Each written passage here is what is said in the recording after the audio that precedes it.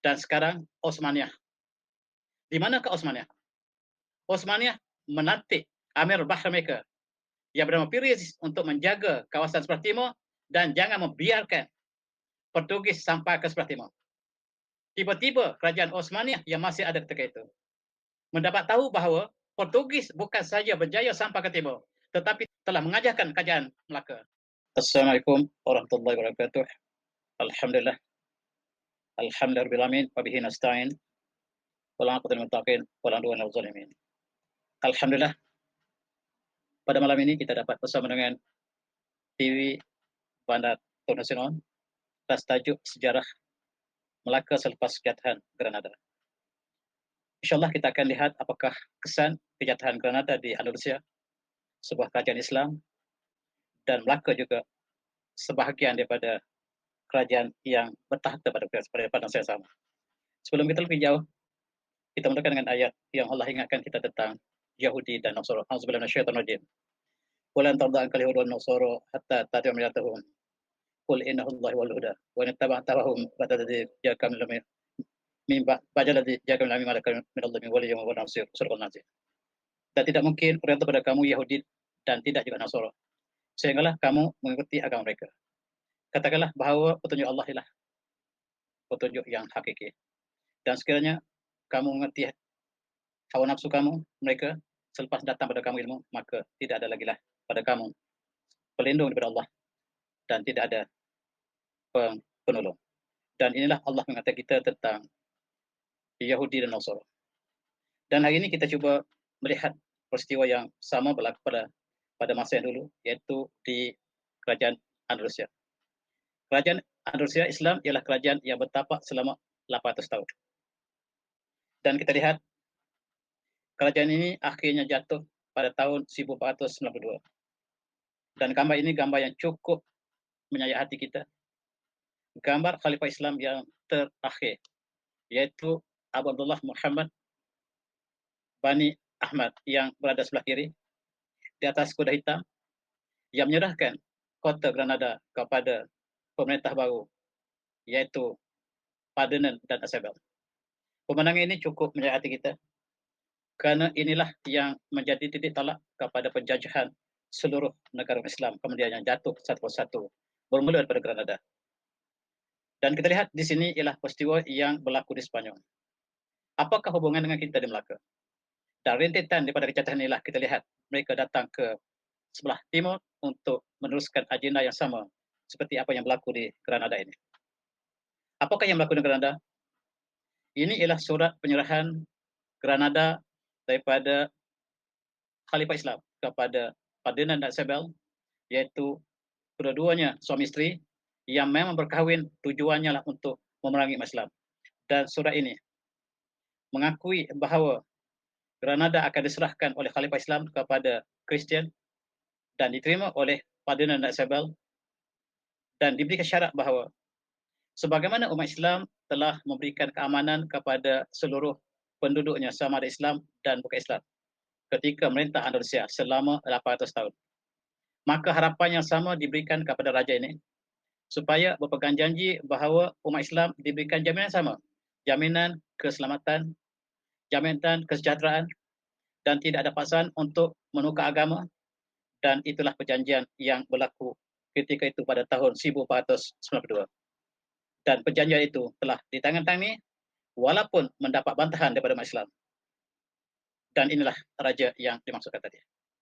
Ferdinand dan Isabel apabila saja dapat memerintah dan mengambil alih daripada kota Granada, maka mereka membuat satu peraturan yang sangat ketat. Umat Islam, kami minta maaf, ini adalah satu negara Kristian, di sini adalah satu raja, satu bangsa, satu agama.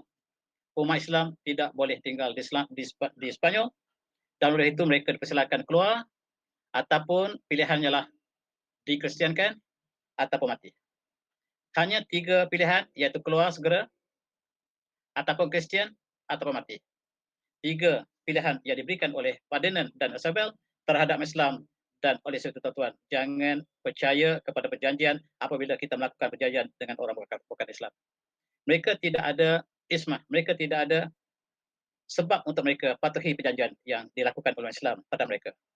Dan kita lihat dalam perjanjian ini, mereka telah belot, dan sebaik saja umat Islam telah jatuh, maka rakyat Islam ataupun umat Islam dihalau keluar daripada Spanyol, dan mereka keluar berduyun-duyun sebagaimana yang digambarkan di sini. Seramai 300,000 umat Islam telah berpindah keluar daripada Spanyol, dan mereka kembali ke Afrika, ke Semenanjung Arab, dan ke mana saja asalkan bukan di Spanyol. Inilah tuan-tuan, kita ambil iktibar bagaimanakah umat Islam telah jatuh di Andalusia, dan sebagaimana kita lakukan kebaikan selama 800 tahun tidak pernah dinilai oleh mereka. Bahkan bagaimana umat Islam telah menukar Eropah daripada zaman gelap ke zaman kecerahan disebabkan perkembangan yang ilmu yang berlaku di Spanyol begitu hebat dalam kurun yang ke-13, 14 dan 15. Tuan-tuan, pertamanya apabila Islam jatuh, apa yang dilakukan oleh Raja baru ini, Raja Ferdinand dan Isabel, ialah menukar masjid menjadi gereja. Dan inilah satu contoh Masjid Jami' Cordoba. Masjid ini adalah masjid tempat tumpuan kajian ulama Islam satu masa dulu. Tetapi sebaik saja Islam kalah, maka gereja ini ditukar menjadi, masjid ini ditukar menjadi gereja, dan itulah satu contoh bagaimanakah mereka melakukan pada umat Islam apabila kita telah tidak ada kuasa lagi. Ini untuk kita ambil iktibar. Dan kita lihat gambar ini menyatakan bahawa umat Islam dibaptis, dikristiankan. Mereka yang tidak keluar daripada Spanyol, mereka diberi pilihan mati ataupun Kristian. Tidak ada pilihan yang lain. Gambar ini menggambarkan mereka telah mengkristiankan umat Islam. Berapa ramai jumlah tidak diketahui. Dan kita lihat selepas itu, Raja Ferdinand, raja yang datang, Raja Philip II yang datang mengganti Ferdinand, memberikan tawaran kepada rakyat Spanyol, sesiapa yang dapat membawa kepala umat Islam akan diberi bayaran yang sangat mahal. Dan mereka mencari kepala umat Islam, dan hampir tidak ada umat Islam yang dapat dilihat dalam bandar. Mereka bersembunyi.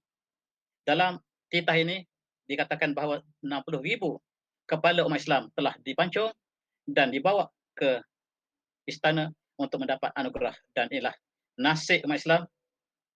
Bagaimanakah perjanjian yang dilakukan oleh khalifah kita terakhir dengan raja baru tidak pernah ditepati sama sekali.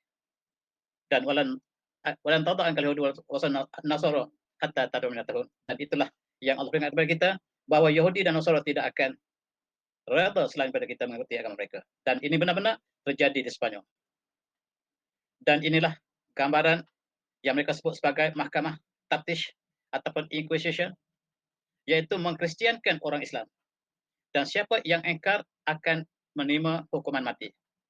Gambar-gambar ini menyatakan bagaimanakah nasib Islam yang pernah membangun Spanyol selama 800 tahun, menerima nasib yang cukup malang. Dan sebaik saja umat Islam telah kalah, kerajaan Islam terakhir yang kalah di Granada, maka mereka mengutuskan pelayaran ke seluruh dunia. Inilah gambar mereka mengutus sebaik saja Islam telah kalah di Spanyol. Mereka mengutus Columbus untuk mencari kepala umat Islam. Dan pada tujuan asalnya mereka ingin ke India. Tetapi mereka tersesat sampai ke Amerika. Dan di Amerika mereka telah disambut oleh orang Islam. Orang Re-Indian ialah orang yang sudah beragama Islam. Umat Islam telah berada di Amerika 600 tahun lebih awal pada saat kedatangan Columbus, sebab umat Islam telah sampai di Amerika pada tahun 889 Masihi mengikut catatan yang dicatatkan oleh sejarah Islam. Bahkan mereka telah membentuk satu masyarakat yang dinamik di Amerika. Dan gambar ini menunjukkan bahawa Columbus sampai ke Batam Amerika, disambut oleh umat Islam Re-Indian. Dan apakah yang berlaku selepas itu? Kita lihat Philip II telah memberikan arahan supaya membawa balik kepala umat Islam. Apakah yang berlaku tidak pasti, tetapi apa yang dicatatkan dalam sejarah mereka. Dan inilah umat Islam yang telah menemui Amerika sebelum daripada Columbus sampai. Bahkan peta umat Islam telah dilukis dengan jelas. Dan inilah sejarah yang benar, tidak mendapat tempat di dalam sejarah moden hari ini. Apa yang berlaku ialah mereka membunuh umat Islam Re-Indian. Sebagaimana mereka lakukan di Spanyol, umat Islam di Amerika yang kebanyakan orang Apache, orang Cherokee, mempunyai dua pilihan, mati ataupun Kristian. Mereka tidak ada pilihan yang ketiga. Oleh sebab itu kita lihat betapa dahsyatnya rakyat Indian telah dibunuh oleh Spanyol yang datang bertahun-tahun kemudian dan akhirnya telah membentuk satu masyarakat, dan orang Islam telah terpinggir ke kawasan pedalaman, dan inilah yang dilakukan oleh Spanyol apabila mereka datang menjajah Amerika. Gambar-gambar ini ialah menggambarkan mereka menggantung umat Islam, membunuh umat Islam, dan tujuan mereka ke Amerika bukan untuk mencari rempah, bukan sama sekali. Walaupun mereka tersesat, mereka datang membawa misi raja mereka, misi gereja, bahawa kepala umat Islam harus dibawa kembali ke gereja untuk pastikan bahawa orang Islam telah berakhir di dunia. Itulah yang dicatatkan umat Islam. Tuan-tuan, Columbus ingin ke India, tetapi tersesatkan mereka. Dan inilah juga misi yang datang kemudian, yang diberikan pada tahun 1497, yaitu 5 tahun kemudian selepas Columbus tidak menemui India. Maka tugas yang sama diberikan kepada Vasco da Gama. Vasco da Gama tidak mengetahui ilmu pelayaran, tetapi dia telah meminjam nahkoda Islam yang bernama Ahmad bin Majid untuk membawanya ke India. Ahmad bin Majid telah datang berkali-kali, dan peta yang dilukis oleh Ahmad bin Majid lah yang dibawa oleh Vasco da Gama, dan dia dihantar oleh rajanya bagi pihak gereja. Sebagaimana Columbus, dia bukan datang untuk mencari rempah, tetapi untuk membawa kepala umat Islam, dan tujuan asalnya lah untuk menggali kubur Rasulullah. Itulah yang dicatatkan oleh sejarah Islam. Mereka ingin menggali kubur Rasulullah dan mereka ingin bawa ke Spanyol. Mereka ingin bawa ke Portugal untuk dibicarakan, sebab mereka menganggap, subhanallah, menganggap Rasulullah sebagai musuh mereka. Dan subhanallah, itulah tujuan mereka datang ke timur. Mereka tidak pernah terfikir untuk mencari rempah, tetapi mereka datang atas misi gereja, walaupun akhirnya mereka berniaga rempah. Itulah kerja sampingan, bukan tujuan utama. Dan apa yang berlaku ialah, ini ialah nakhoda ataupun nakhoda Islam yang bernama Ahmad bin Majid yang membawa Vasco da Gama ke India. Dan dia sampai di India, Calcutta, pada tahun 1408. Setahun kemudian, dan di sana ada kerajaan Islam, kerajaan Zamorin. Dan kita akan ceritakan apakah yang dilakukan oleh Vasco da Gama apabila mereka sampai di India. Mereka melakukan apa yang dilakukan di Spanyol. Mereka membunuh umat Islam di sana. Tujuan mereka ialah untuk membunuh umat Islam, bukan datang untuk menjempah sebagaimana yang dicatatkan oleh sejarah Islam. Dan tuan-tuan, kita lihat sejarah yang malang bagi Islam ini cukup menggetarkan perasaan kita ini. Dan kita lihat perjalanan mereka daripada Lisbon ialah Andalusia semasa dulu, yang telah menjadi negara Portugal selepas kekalahan Islam di sana. Mereka datang sampai ke Tanjung Pengharapan. Mereka meneruskan ke sepanjang pantai Afrika, dan di situ mereka melakukan apa yang dilakukan oleh Columbus di Amerika. Mereka membunuh umat Islam Mozambik. Mereka membunuh umat Islam di Mozambik dan sepanjang pantai yang terbentang di timur Afrika. Gambar-gambar ini menunjukkan apakah yang mereka lakukan. Apakah yang mereka lakukan sepanjang perjalanan di Afrika sebelum mereka sampai ke India. Tujuan mereka adalah untuk Mesir, dan apakah yang menyebabkan mereka melencong ke India. Sejarah Islam mencatatkan dengan detail apakah yang mereka lakukan. Apa yang mereka lakukan ialah mereka membakar kapal umat Islam yang akan temui dalam perjalanan mereka. Mereka telah menemui kapal umat Islam yang baru kembali daripada Mekah di kawasan Oman, dan mereka menahan selama 700 orang Islam. Mereka masuk dalam pukat umat Islam. Kapal mereka dibakar, umat Islam diselam ke dalam laut, dan itulah yang dilakukan oleh Vasco da Gama yang datang untuk menghancurkan Islam, bukan untuk mencari rempah sebagaimana kita ajar di sekolah. Mereka datang dengan arahan daripada gereja. Selepas umat Islam telah kalah di Spanyol, maka mereka terus ke India dan terus untuk mencari umat Islam yang lain, sebab tujuan mereka datang ke sini lah untuk menghancurkan Islam. Dan rempah ialah apabila yang dilakukan ialah tujuan yang ketiga, keempat, bukan tujuan asal mereka datang ke sebelah timur, sebagaimana Columbus bukan datang untuk mencari rempah, tetapi mereka datang untuk membunuh Islam di Amerika. Dan di antara perkara yang dilakukan oleh Portugis dalam perjalanan untuk India, Vasco da Gama ketika perjalanan lainnya, dia telah membakar dan membunuh 700 umat Islam yang baru balik daripada haji. Dalam berita yang lain mengatakan orang inilah orang alam Melayu. Umat Islam yang berlayar ke Mekah dalam kurun yang ke-16, awal ke-16, pada tahun 1502. Sudah ada umat Islam yang berlayar ke Mekah dan menunaikan haji. Dan mereka membunuh umat Islam ini dalam perjalanan, dan mereka dimasuk dalam pukat dan dilontar ke laut, kapal mereka dibakar dan harta mereka dirampas. Itulah pertama kali yang dilakukan oleh Basul Gama. Basul Gama ialah wakil gereja untuk menghancurkan Islam. Itu sejarah yang tidak ditulis dalam sejarah negara kita. Sebaik saja mereka sampai ke Afrika Selatan, ke Afrika Timur, mereka memusnahkan 300 buah masjid sepanjang pantai yang mereka lalui. Dan mereka telah melakukan berbagai-bagai konspirasi dan mereka membakar kapal-kapal Islam yang ditemui sepanjang pelabuhan tersebut. Dan apabila mereka sampai ke India, perkara yang sama mereka lakukan, apa yang mereka lakukan di Spanyol. Mereka membunuh umat Islam di pantai India dan mereka meletakkan asas mereka pertama di kawasan Calcutta, di kawasan yang mereka sebut Goa, kawasan yang Malabar, itulah kawasan penempatan mereka yang awal di India. Dan apa yang mereka lakukan di India sangat-sangat menyayat hati. Mereka terus datang dan menyembelih umat Islam.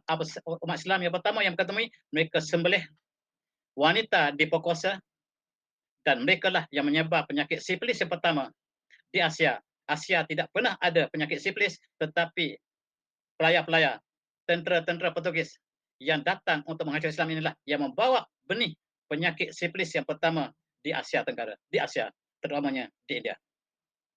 Dan mereka merogol, memperkosakan wanita Islam, dan anak mereka lah anak Portugis. Itu sebab ada Portugis asalnya kulit mereka putih, tetapi daripada perkosaan mereka menghasilkan orang Portugis yang berkulit hitam. Ialah hasil daripada mereka telah memperkosakan umat Islam di pantai India. Subhanallah. Sejarah ini barangkali tidak pernah dibentangkan dalam sejarah negara kita. Dan cukup malam tuan-tuan kita lihat, apabila mereka menghantar Alfonso di Albuquerque, mereka juga dihantar oleh gereja. Dan tujuanlah untuk datang ke Mesir. Keringkan Sungai Nil sebab mereka mengetahui bahawa umat Islam bertumpu di Mesir.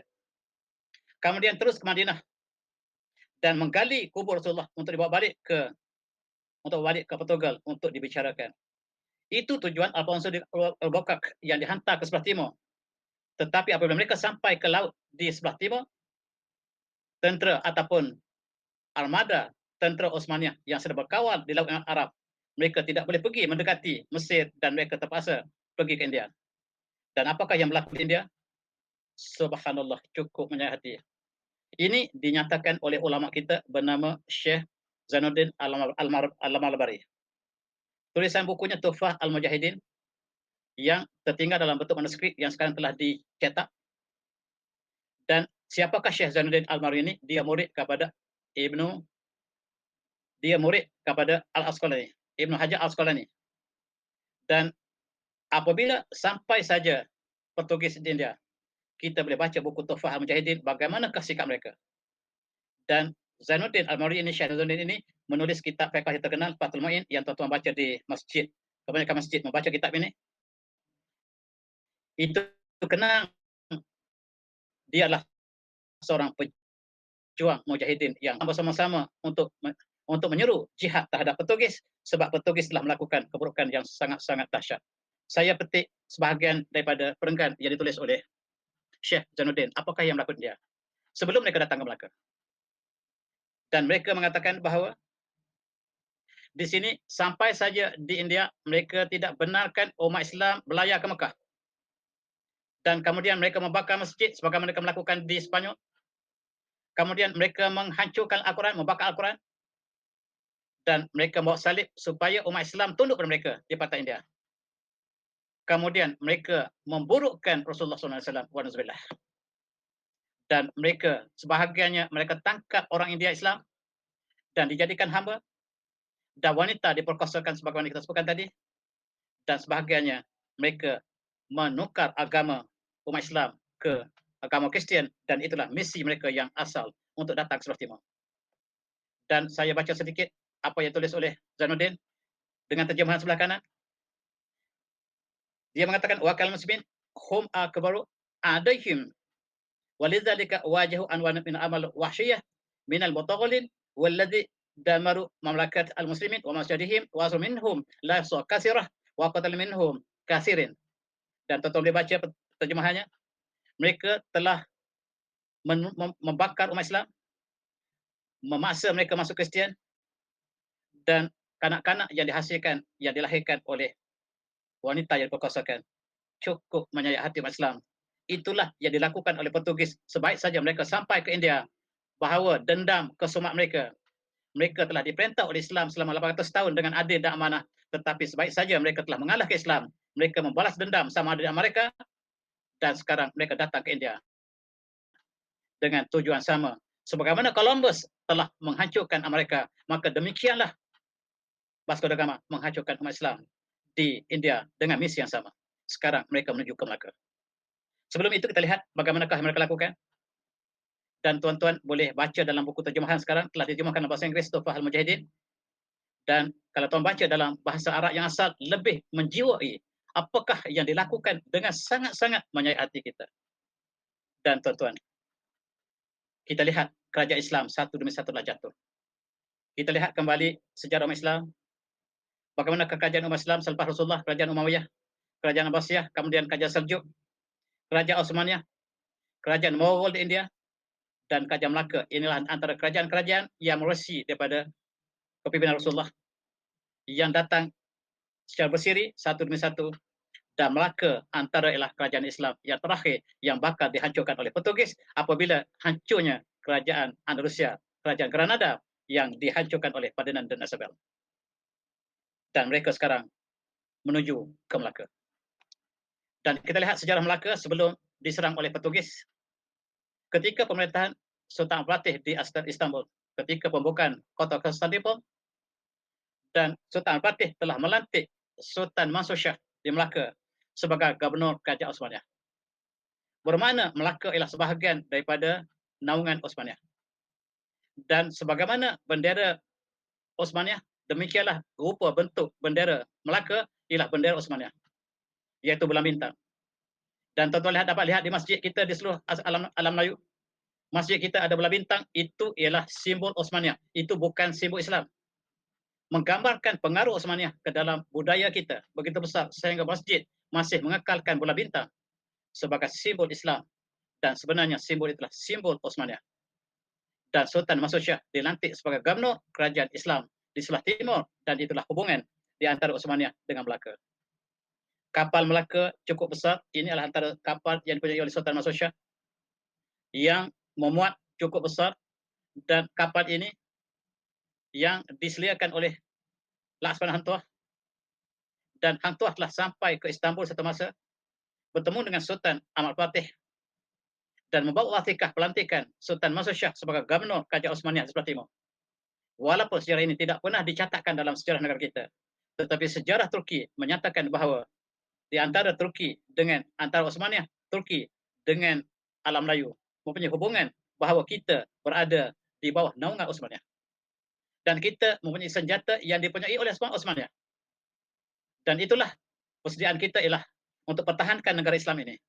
Melaka ialah kerajaan Islam yang besar sebelah timur, dan Islam di timur telah melaksanakan hukum-hukum Islam sejak daripada zaman Sultan Alauddin Al-Shah yang dilaksanakan di Melaka. Hukum Qanun Melaka inilah hukum Islam yang digunakan antara hukum-hukum yang asas, hukum-hukum yang termaktub dalam Al-Quran, termasuk qisas, hudud, dan mereka juga menggunakan banyak hukum ta'zir. Hukum ta'zir inilah digunakan untuk memerintah di Melaka, dan undang-undang Laut Melaka juga dilaksanakan di Melaka sebagai undang-undang Harabah.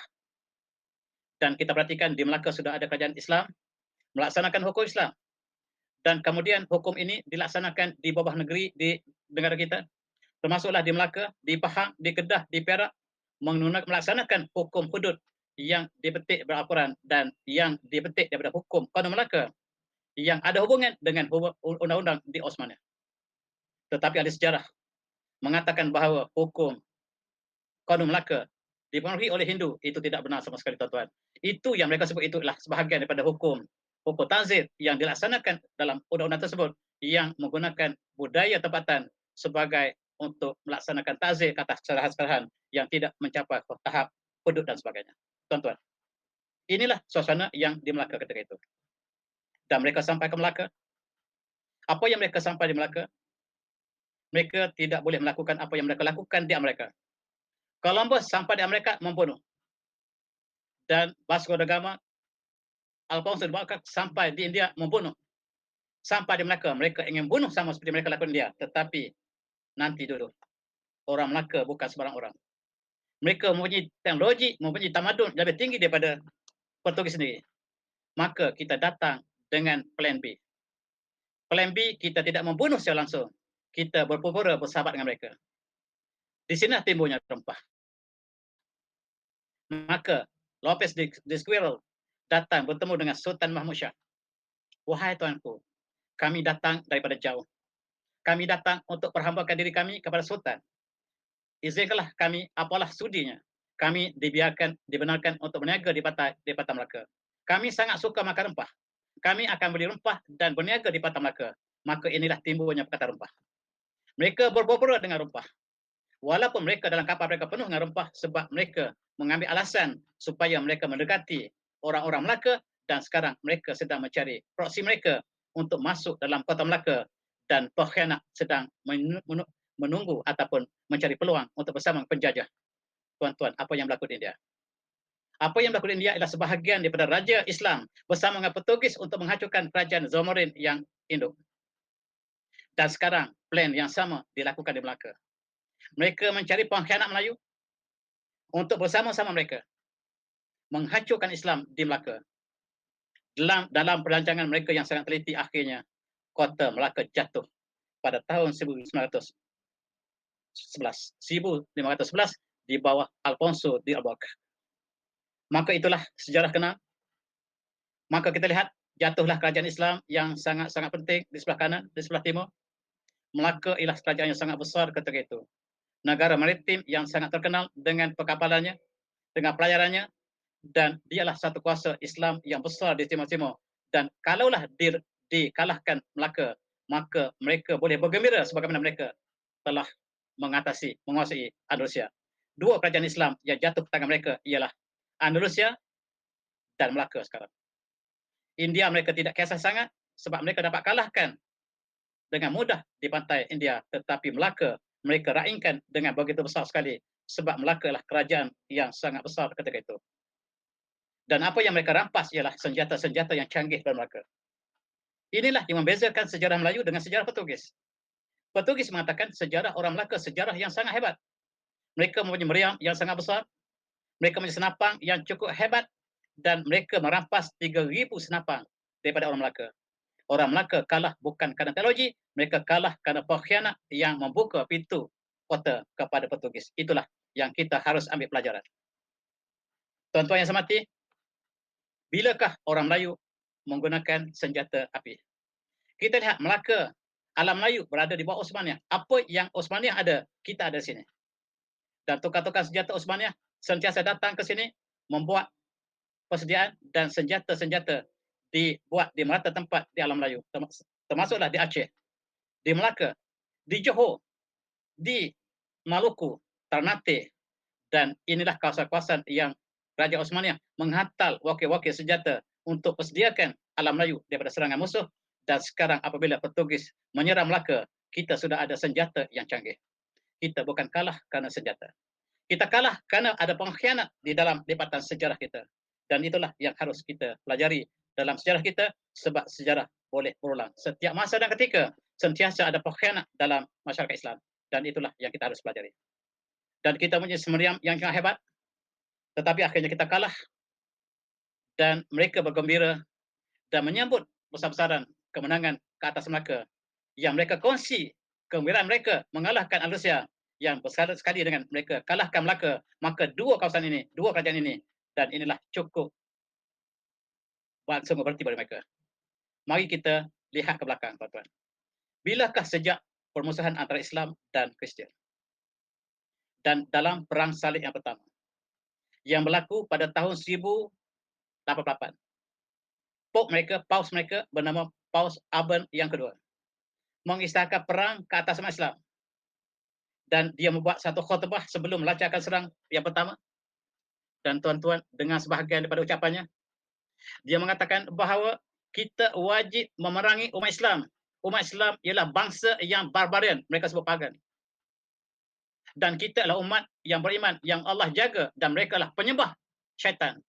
Dan tidak mungkin kita dapat dikalahkan oleh mereka. Itu ialah ucapan subhanallah walhamdulillah yang diucapkan oleh paus mereka yang berada di Vatikan sebagai untuk menghancurkan Islam. Dan barangkali mereka berada di Konstantinopel ketika itu. Dan tuan-tuan yang saya hormati, mereka kalah dalam perang yang pertama. Perang yang pertama mereka kalah. Perang salib yang kedua mereka kalah. Dan tuan-tuan, paus yang menyerang Islam ini, dia tidak mengenang Islam sebagai agama suci yang datang selepas Nabi Isa AS. Dan kita kenang paus yang pertama yang memeluk Islam ialah Pope Aronis. Paus Aronis ini hidup sezaman Rasulullah. Dan dia menjadi penasihat kepada Raja Hercules yang Rasulullah berperang dalam peperangan Tabuk yang terakhir. Dan surat Rasulullah dihantar pada Hercules sebelah kanan. Dan kata paus ini, itulah Rasul yang harus kita beriman. Tapi Hercules menolaknya. Dan Uranus dikatakan beriman. Dan dialah pemimpin agama Katolik yang pertama yang beriman kepada Allah SWT. Dialah Pope Aronis, tetapi sejarah tidak pernah nyatakan dia beriman semasa Rasulullah lagi, pada zaman Rasulullah. Dan itulah tuan-tuan yang saya hormati, peperangan salib yang pertama dimenangi oleh Islam. Perang salib yang kedua dimenangi oleh Islam. Perang salib yang ketiga dimenangi oleh Islam. Perang salib yang keempat dimenangi Islam. Perang salib yang kelima dimenangi oleh Islam. Dan sentiasa umat Islam yang menang. Satu masa dulu kita lah superpower di dalam teknologi. Dan apabila jatuhnya kita dalam kerajaan Andalusia dan diikuti oleh kekalahan kita di dalam kerajaan Melaka yang sangat kita sayangi, dan mereka kalah dengan kerajaan Mamluk, mereka kalah dengan kerajaan Seljuk, dan pemimpin Islam yang terkenal As-Salam daripada Seljuk yang mengalahkan tentera salib berkali-kali. Begitu juga kita lihat Al-Malik Zahir Rokonuddin Barbas, kerajaan Mamluk di Mesir, juga mengalahkan tentera salib. Mereka tidak menang dengan Islam, sehinggalah mereka menang di Andalusia. Dan mereka menang di Melaka. Dan mereka merayakan dengan perayaan yang cukup besar. Mereka merayakan bukan sahaja di Portugal. Mereka merayakan di Itali. Di St. Peter Basilica, mereka rayakan kemenangan mereka ke atas Andalusia dan Melaka. Mereka gabungkan dua kuasa Islam yang besar ini, Melaka dan Andalusia, dan mereka raikan di Itali. Mereka raikan di Spanyol. Mereka raikan di Rom, bahawa kerajaan Islam Melaka bersama dengan Andalusia ini sangat bermakna dalam pertahanan Islam dalam sejarah Islam yang agung. Dan mereka sangat bergembira dengan kekalahan Islam ini. Dan mereka menyusun strategi demi strategi untuk meneruskan apakah yang mereka harus lakukan lepas ini. Dan misi yang pertama ialah kristianisasi, dan rempah ialah misi yang kedua.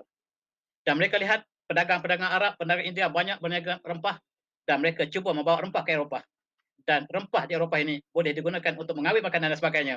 Dan mereka mendapat sumber yang kedua. Selain pada mereka menghancurkan Islam, mereka mendapat kekayaan daripada rempah. Dan mereka sebut, mereka datang ke timur mencari rempah. Tidak benar, mereka hanya berniaga rempah selepas mereka mengalahkan Islam.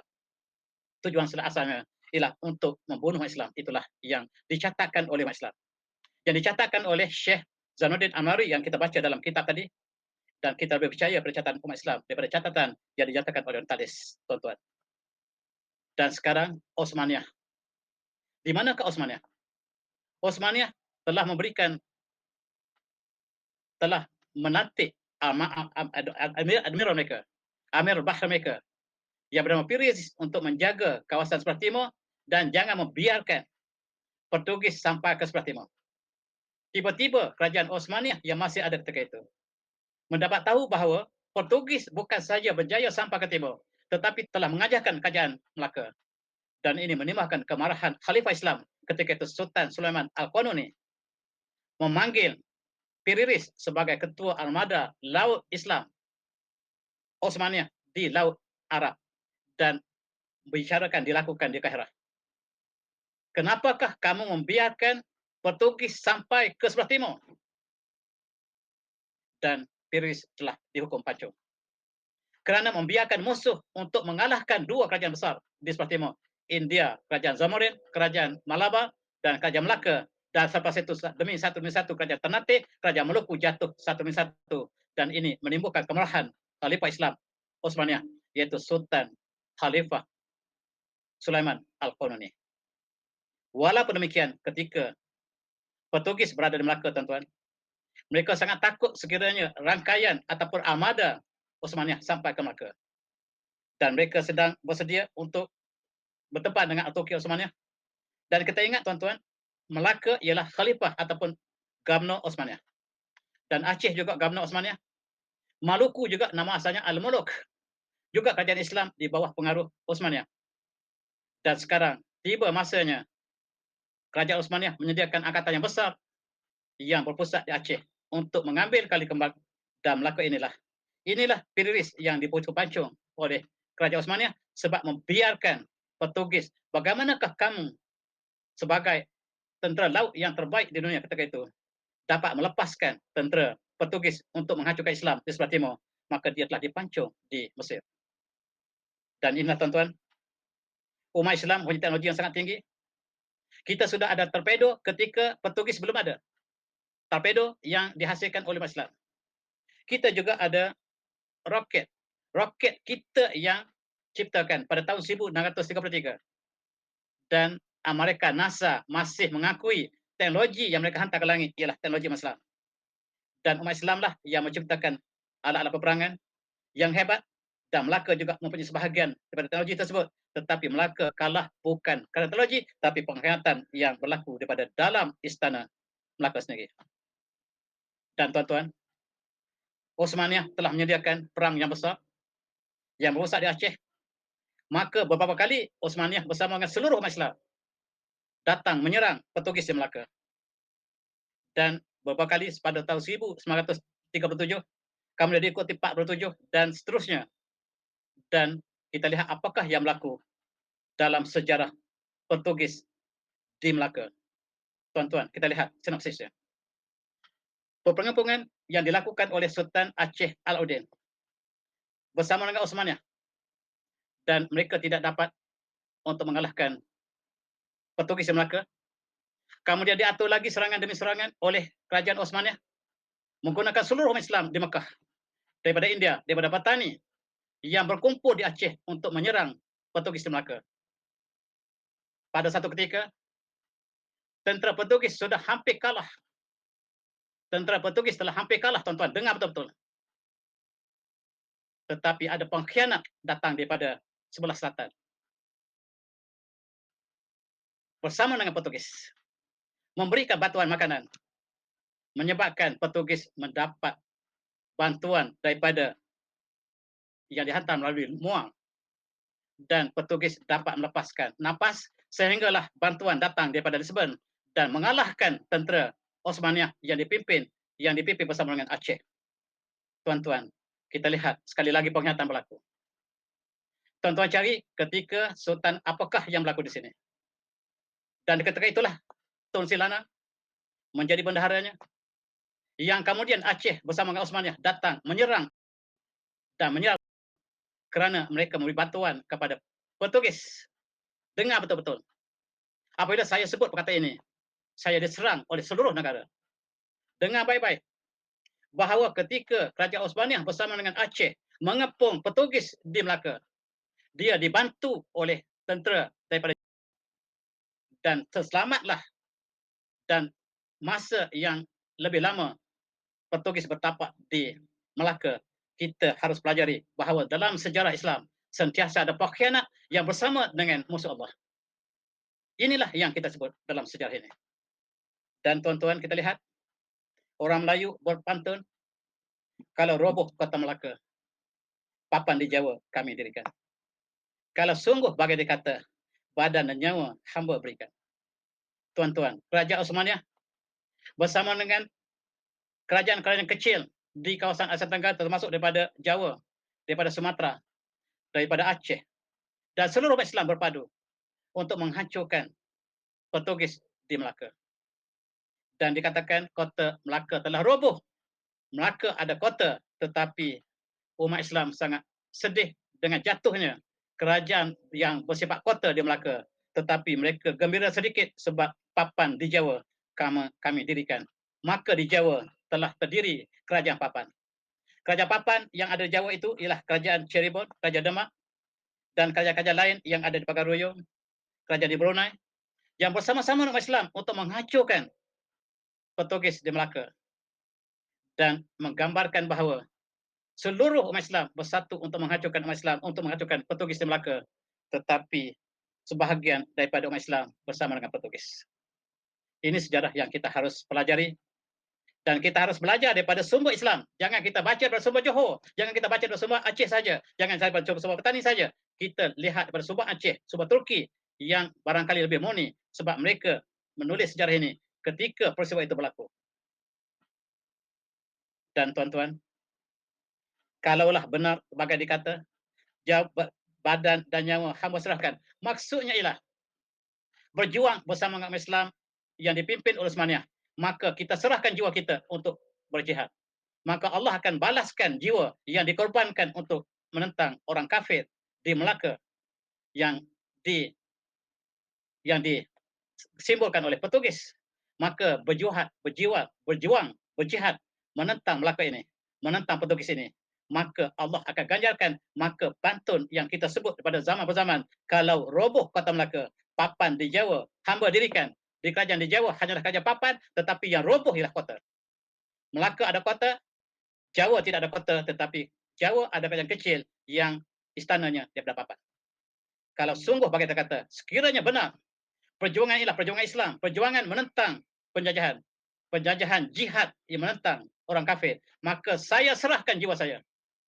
Saya serahkan segala jiwa, nyawa saya untuk pertahankan agama Allah. Ini maksud pantun yang kita puasai daripada turun-temurun. Kalau roboh kata Melaka, papan di Jawa hamba dirikan. Kalau sungguh bagi kita kata, badan dan nyawa hamba berikan. Itu tuan-tuan maksudnya. Ini pantun yang menggambarkan kehancuran ataupun kehancuran kejatuhan Melaka di tangan Portugis, dan Portugis dilindungi oleh sebahagian kerajaan Melayu yang cukup malang, dan oleh itu Aceh terpaksa menyerang kerana untuk menghalang bantuan kepada Portugis. Dan ahli sejarah negara kita menafikan sejarah ini. Saya membaca sejarah Turki, saya membandingkan sejarah tulis oleh sejarah Petani yang ditulis dibandingkan dengan sejarah Johor, tidak sama, tuan-tuan. Dan inilah perbezaan antara kita dan mereka. Apabila kita mengkaji sejarah negara kita, kita harus adil. Walaupun kejahatan itu kena pada diri kita, kena pada moyang kita, kita harus akui. Dan orang Melayu tidak menulis sejarah sebab orang Melayu tidak boleh mengakui dia bersalah. Masalah yang besar oleh orang Melayu tidak boleh menulis sejarah sebab mereka tidak boleh mengakui mereka bersalah. Cuba tuan-tuan beritahu, di belakang rumah tuan-tuan ada anak jiran yang tidak pergi sekolah, dan jiran akan kata, jangan rosakkan nama baik keluarga saya. Itu jawapannya. Sepatutnya dia bagi terima kasih. Orang Melayu tidak boleh tulis sejarah, tuan-tuan, sebab dia tidak boleh menerima kebenaran. Kebenaran yang tidak berhak padanya, dia tidak boleh menulis kebaikannya, keburukannya. Dia hanya menulis kebaikannya saja. Maka dalam sejarah Melayu hanya ada kebaikan, tidak ada keburukannya. Sedangkan setiap bangsa ada baik dan buruknya. Sejarah yang benar ialah ada kedua-duanya. Dan kita harus akui kebaikan kita, keagungan kita, dan kita harus juga akui keburukan kita, penghatan kita dalam sejarah yang berlaku, walaupun dilakukan oleh moyang kita sendiri. Subhanallah.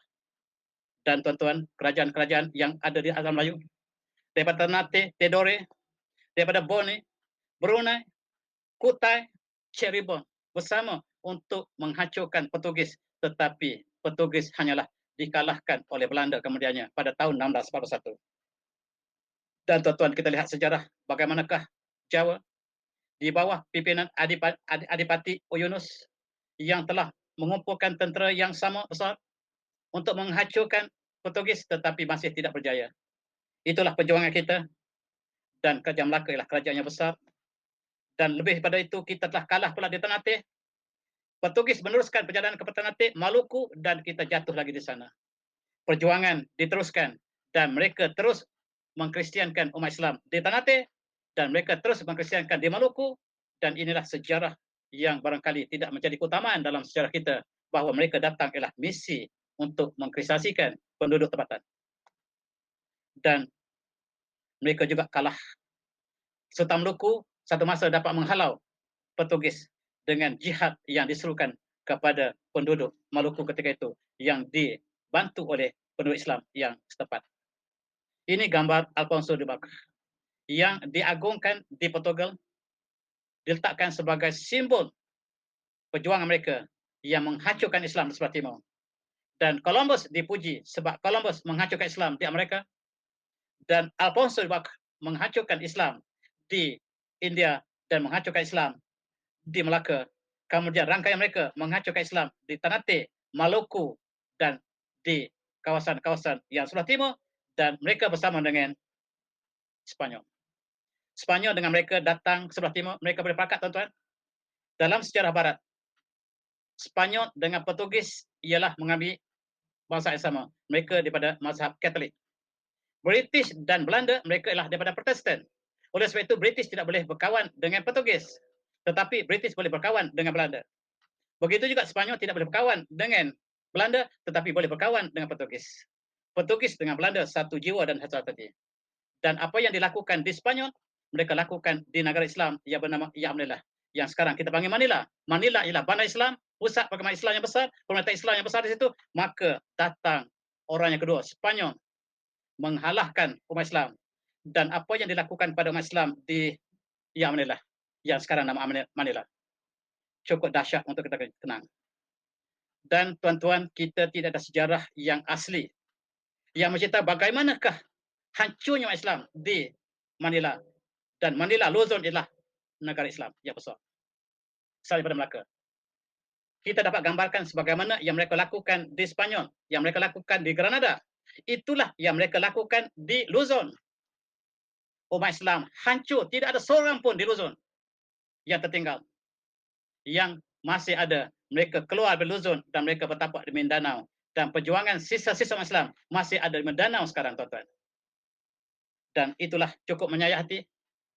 Kalaulah di Spanyol mereka sebut orang Moro, Moorish, dan mereka sebut orang Islam di Filipina orang Moro, mereka tidak bezakan antara orang Islam di Spanyol dengan orang Islam di Filipina. Bagi Spanyol sama saja yang harus dipotong kepalanya. Dan bandar Alhamdulillah ialah bandar murtad. Murtad 100%. Inilah sejarah yang harus kita kenal. Mereka datang bukan hanya untuk mencari rempah, bahkan mereka tidak terfikir tentang rempah. Mereka datang untuk menghancurkan Islam, dan setiap kepala umat Islam yang dibunuh ada harga bagi setiap pelayar Portugis dan pelayar Spanyol. Dan tuan-tuan, kita lihat di Spanyol mereka sebut orang Spanish Morisco, mereka sebut orang Mos. Dan Mindanao mereka sebut sebagai orang Moro, mereka sebut orang Mos juga di Filipina. Walaupun dia bangsa Tagalog, tetapi Spanyol tidak membezakan asal dia Islam, dipanggil Moro.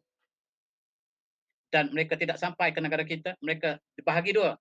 Spanyol dengan Perancis, Spanyol dengan Portugis boleh berkompromi, mereka berkawan. Sebagaimana British dengan Belanda, mereka boleh berkawan. Asalnya British di Sumatera dan Belanda di Melaka. Mereka boleh tukar sama suka antara Sumatera dengan Melaka. Sebab itulah mereka boleh berkawan antara Inggris dengan Belanda, dan Spanyol boleh berkawan dengan Portugis, dan mereka menghancurkan Islam di sebelah timur. Dan tuan-tuan, kita lihat rekod kita bagaimanakah Spanyol datang dengan cara yang sangat dahsyat. Kristian atau mati. Ada di antara sultan Islam yang telah murtad. Antaranya ialah Sultan Azimuddin yang telah dibastiskan di Manila pada tahun 1750, cukup menyayat hati. Portugis tidak berjaya di Melaka, tetapi Spanyol dapat seorang raja yang dibaptis menjadi Kristian ketika dalam sejarah Filipina, barangkali kerana terlalu berat siasaan yang dilakukan oleh Belanda, oleh Spanyol, sehingga raja besar kita telah dikristiankan, dan itu cukup menyayat hati kita. Dan Filipina telah menjadi negara Kristian. Filipina telah menjadi negara Kristian. Dan kalau kita pergi Manila, tuan-tuan, kita kenang kembali itulah bumi Islam kita yang lama, yang telah dimurtadkan. Dan umat Islam yang lari bertebaran, mereka berkumpul di Mindanao. Mereka disebut bangsa Moro, dan mereka sebut orang Spanyol itu dia. Mereka sebut orang Andalusia.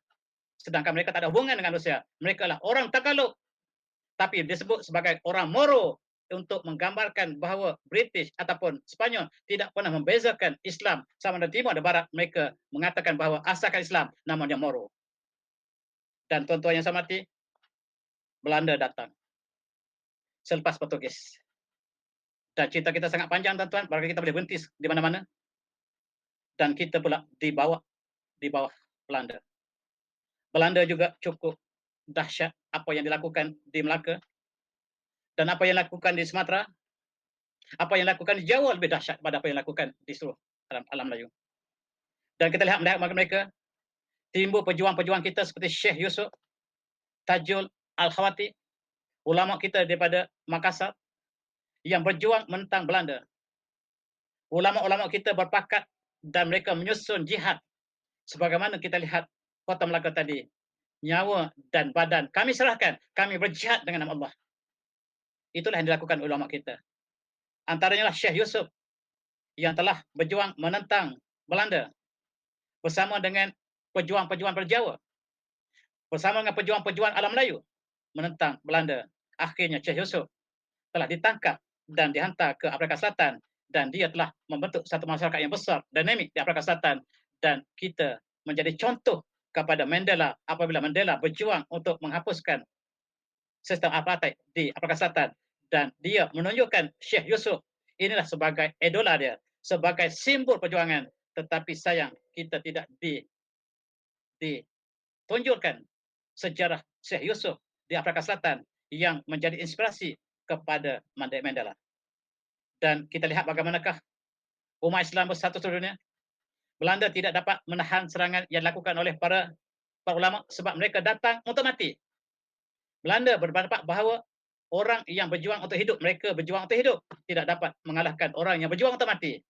Dan di antara pemimpin ialah pemimpin Sufism yang Sufi, yang mereka mengamalkan berbagai tarekat dan mereka membentuk satu jiwa yang kental. Tuan-tuan, itulah yang berlaku kepada sejarah tanah air kita. Dan kita lihat juga, tuan-tuan, Raja Haji yang datang daripada Bugis, dia berlayar ke Terengganu, mengumpulkan orang-orangnya supaya berkumpul menentang Belanda. Dia pergi ke Melaka, dia pergi ke Pahang, dia pergi ke Riau. Dia mengumpulkan seluruh umat Islam di bawah satu panji. Dan sebagaimana Melaka juga, dengan jiwa kami serahkan.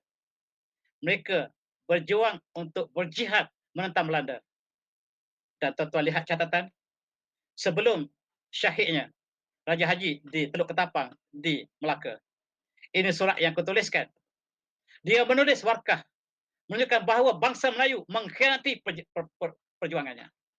Dia bukan kalah berdepan dengan Belanda semata-mata, tetapi daripada belakang dia ditikam oleh orang Melayu yang bersama dengan tenteranya yang datang sebagai hati seperti Belanda, tapi wajah Melayu. Wajah Melayu yang berhati Belanda inilah yang telah mengalahkan Raja Haji di Teluk Ketapang. Dan pada masa sama datangnya Belanda di depan, di belakang dia berpengkhianat, dan syahidlah pejuang yang hebat ini. Dan sekarang makamnya berada di Pulau Penyengat, tuan-tuan. Pulau Penyengat ialah pulau Riau kecil yang menguasai satu kawasan yang besar semasa dulu. Dan kita lihat bagaimanakah Islam, bagaimanakah Belanda memperhambakan orang Jawa untuk bekerja di ladang mereka. Satu perbuatan yang tidak ada tandanya, menghambakan manusia yang merdeka menjadi hamba kontrak mereka. Dan apa yang dilakukan oleh Belanda tidak sanggup dinyatakan oleh orang Belanda sendiri. Orang Belanda yang menulis tentang bagaimanakah Belanda melakukan pengkhianatan ataupun penghambaan kepada orang Jawa di Pulau Jawa, satu perkara yang di luar daripada kemanusiaan. Itu ditulis oleh orang Jawa sendiri, oleh orang Belanda sendiri. Mereka mengatakan kami datang sebagai misi Belanda. Tetapi apa yang Belanda lakukan pada orang tempatan, orang Jawa, di luar daripada kemanusiaan. Dan itulah yang berlaku. Mereka boleh bersatu apabila untuk menghancurkan Islam. Tuan-tuan, British di Melaya kemudiannya. Dan Belanda di Jawa. Belanda di Sumatera. Tetapi mereka boleh berpakat antara Belanda dengan British. Mereka boleh berkawan sebab mereka satu mazhab yang sama, tuan-tuan. Mazhab Protestan dan mazhab Katolik boleh berperang di Eropah. Tetapi dalam konteks mereka menghancurkan alam Melayu, kadang-kadang mereka boleh berkompromi dalam konteks untuk menghancurkan, untuk penghambaan ataupun untuk penjajahan yang dilakukan pada alam Melayu. dan akhirnya kita dijajah oleh Belanda. Inilah bendera Melayu yang disebut sebagai Union Jack. Yang kita orang Melayu pegang bendera British, bendera salib, dan kita pikul bendera ini berjuang bersama British. Barangkali saya merasakan ceramah ini agak panjang sebab kita memberikan masa yang luas, dan kita lihat bagaimanakah British datang ke sebelah timur.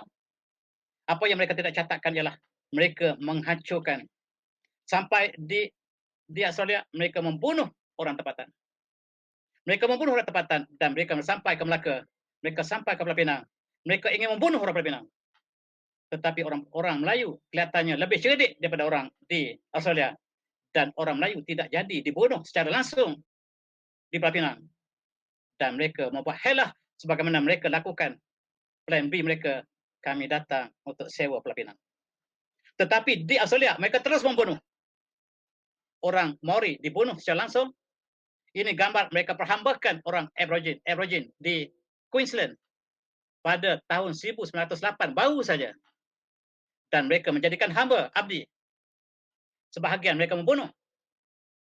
Dan bagaimanakah bumi ini mereka telah rampas daripada orang tempatan dan mereka menjadikan Australia sebagai bumi mereka, bumi kulit orang putih. Tetapi inilah yang mereka lakukan.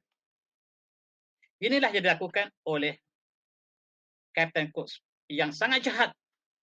Tetapi dalam sejarah Malaysia, sejarah yang kita tulis, dia adalah pelayar yang hebat. Sedangkan dialah yang membunuh orang asli yang berada di pulau Australia ataupun di benua Australia.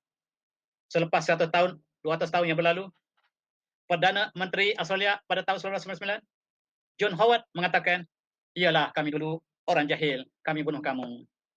Dan sekarang saya minta maaf banyak-banyak, kami telah bunuh kamu dan kami ambil bumi kamu, harap-haraplah kamu maaf kepada kami. Itulah perkataan daripada Perdana Menteri John Howard.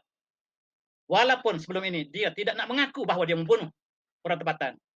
Dan perkara yang sama ingin dilakukan di Pulau Pinang. Tetapi mereka lihat orang Pulau Pinang lebih cerdik daripada orang di Australia.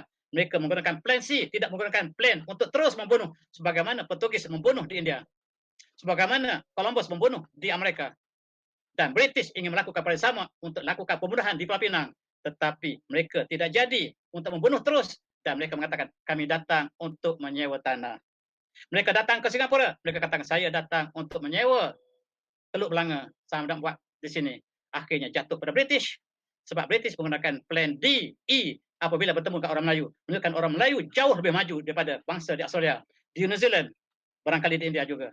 Sebab mereka sentiasa menggunakan plan B kepada penduduk di alam Melayu, di tanah Melayu ataupun Malaysia sekarang. Dan mereka tidak lakukan plan A mereka sebagai mereka lakukan di Amerika, di India ataupun di mana-mana yang mereka lakukan. Dan kita juga mengagungkan Presiden Lai. Dia datang untuk menipu Sultan Kedah.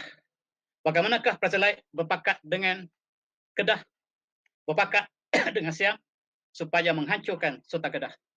Akhirnya Sultan Kedah telah dikalahkan oleh Siam dengan pakatan British dan akhirnya Pulau Pinang jatuh tangan British.